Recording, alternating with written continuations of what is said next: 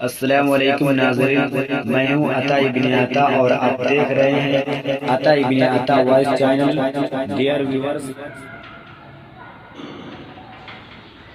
الحمد للہ رب العالمین والصلاة والسلام على رسوله الكریم، اما بعد، قال النبی صلی اللہ علیہ وسلم: من صام رمضان ایمانا واحتسابا غفر له ما تقدم من ذنبه۔ سامعین اعزام، جیسا کہ آپ لوگوں کو معلوم ہے کہ رمضان مبارک کا مقدس و بابرکت مہینہ ہے، اور یہ قمری مہینوں کا، اسلامی مہینوں کا 9واں مہینہ ہے۔ محرم، صفر، ربیع الاول، ربیع الثانی، جمادی الاول، جمادی الثانی، رجب، شعبان اور رمضان، یہ اسلامی مہینوں کا 9واں مہینہ ہے جسے ہم لوگ رمضان کہتے ہیں۔ اور یہ بھی جانتے ہیں کہ اللہ تبارک و تعالیٰ کے نزدیک مہینوں کی تعداد 12 ہے، اور یہ اسی دن سے ہے جس دن اللہ تبارک و تعالیٰ نے زمین و آسمان کو پیدا کیا۔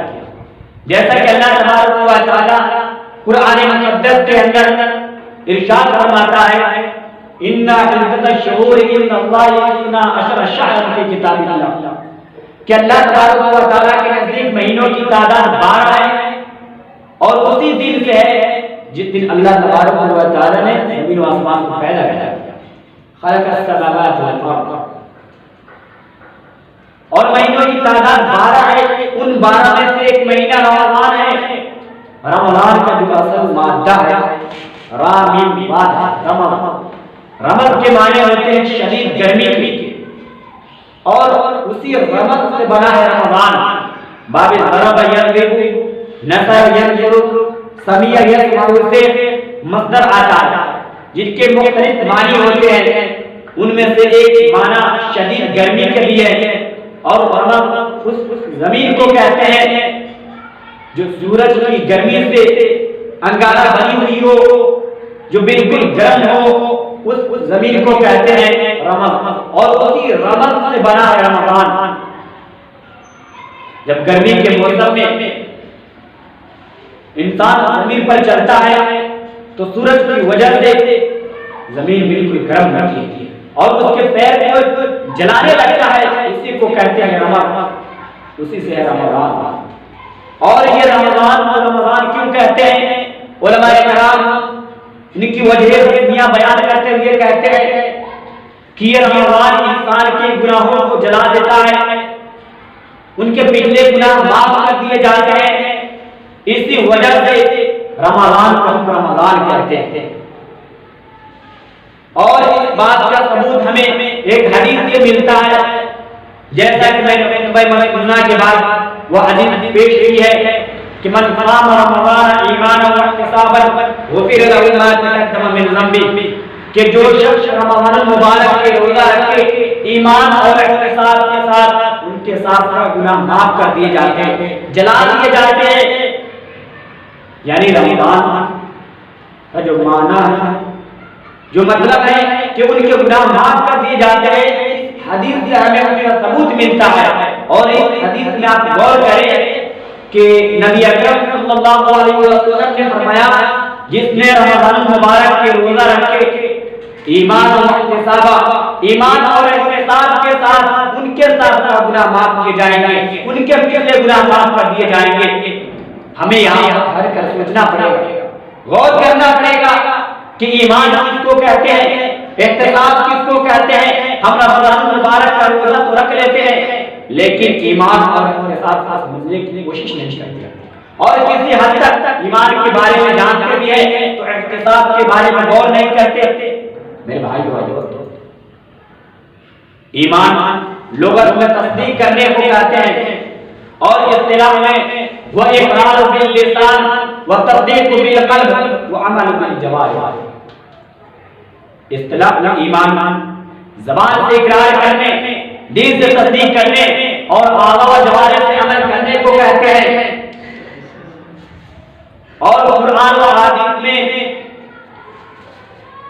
جو ایمان کے ارکان بیان کیے گئے ہیں وہ 6 ہیں: اللہ تبارک و تعالیٰ پر ایمان لانا، ان کے فرشتوں پر ایمان لانا، اس کے رسولوں پر ایمان لانا، ان کی کتابوں پر ایمان لانا، یوم آخرت پر ایمان لانا اور تقدیر کے خیر و شر پر ایمان لانا۔ کسی حد تک ہم لوگ ایمان کے بارے میں تو جانتے ہیں اور ایمان کے مسئلے میں پورے اتر رہے ہیں، لیکن ہمیں جو اگلا شرط ہے وہ ہے احتساب۔ ہمیں احتساب کے بارے میں بھی سوچنا پڑے گا، ہمیں اس پر بھی غور کرنی پڑے گی کہ احتساب کیا چیز ہے، احتساب کہتے کس کو ہے۔ اگر احتساب کہتے کس کو ہے تو ہم روزہ جو رکھتے ہیں جس میں ہم احتساب کی شرائط کے ساتھ روزہ رکھتے ہیں، تو احتساب کہتے ہیں اپنے آپ کا محاسبہ کرنا۔ احتساب کے دو مطلب بتلائے جاتے ہیں، ایک تو یہ کہ آپ رمضان مبارک کے روزہ رکھیں اللہ تبارک و تعالیٰ کو خوش کرنے کے لیے، ایک روٹین سمجھ کر اس کو نہ برت جائیں کہ یہ موسم روزہ رکھنے کا ہے، یہ مہینہ روزہ رکھنے کا ہے، چلو روزے رکھ لیں، یہ مقصد نہیں ہونی چاہیے، بلکہ آپ اللہ تبارک و تعالیٰ کو خوش کرنے کے لیے رمضان مبارک کے روزہ رکھیں۔ ایک مطلب تو یہ ہے، اور احتساب کا ایک اور مطلب بتلایا جاتا ہے کہ اپنے آپ کا محاسبہ کرنا۔ احتساب کرنا، آج آپ 40 سال کے ہیں، 50 سال کے ہیں، لیکن کبھی آپ جوان میں تھے، ہو سکتا ہے کہ آپ جوانی میں پھسل گئے ہو، آپ سے غلطی سرزد ہو گئی ہو جو کہ نہیں ہونی چاہیے۔ اگر آپ غلطی کر بیٹھے ہیں جوانی میں تو رمضان کے مبارک مقدس مہینے میں اسے یاد کریں اور اس پر شرمندگی کا اظہار کریں، اللہ تبارک و تعالیٰ کے سامنے روئے، گر گڑائیں اور اللہ تبارک و تعالیٰ سے معافی طلب کریں۔ یہ احتساب، اپنا محاسبہ کرنا، کیا ہم رمضان مبارک کے روزے ان دو شرطوں کے ساتھ رکھتے ہیں؟ اگر ہم ان دو شرطوں کے ساتھ یعنی ایمان اور احتساب کے ساتھ رمضان مبارک کے روزے رکھتے ہیں تو ہمارے ساتھ کا گناہ معاف کر دیا جائے گا۔ یہ تو رمضان ہے، لیکن ہم لوگ رمضان کے مقدس و بابرکت مہینے میں روزے رکھتے ہیں جس سے ہم لوگ صوم کہتے ہیں۔ صوم کی حقیقت کا امساک یعنی روزہ داخل ہے، اور یہ روزہ کسی بھی چیز کے بارے میں ہو سکتا ہے، جیسا کہ اہل عرب اگر کوئی گھوڑا کھانے پینے سے رک جاتا، کھانا پینا بند کر دیتا تو اہل عرب ایسے گھوڑے کو فرسن صائم کہتے ہیں۔ اگر کوئی چاچ کاٹنے سے رک جاتی، کاٹنا بند کر دیتی، کند ہو جاتی تو اہل عرب ایسے چاچو کو الصائم من السقطین کہتے ہیں۔ یعنی خلاصہ یہ نکلا کہ لغت میں الصائم من السقطین کہتے ہیں، اور اصطلاح میں الامساک عن المفطرات من طلوع الشمس الى غروب الشمس بنیت خالصۃ للہ عز وجل، یعنی طلوع آفتاب سے لے کر غروب آفتاب تک ان تمام چیزوں سے رک جانا جن چیزوں سے رکنے کے لیے اللہ تبارک و تعالیٰ نے ہمیں کہا۔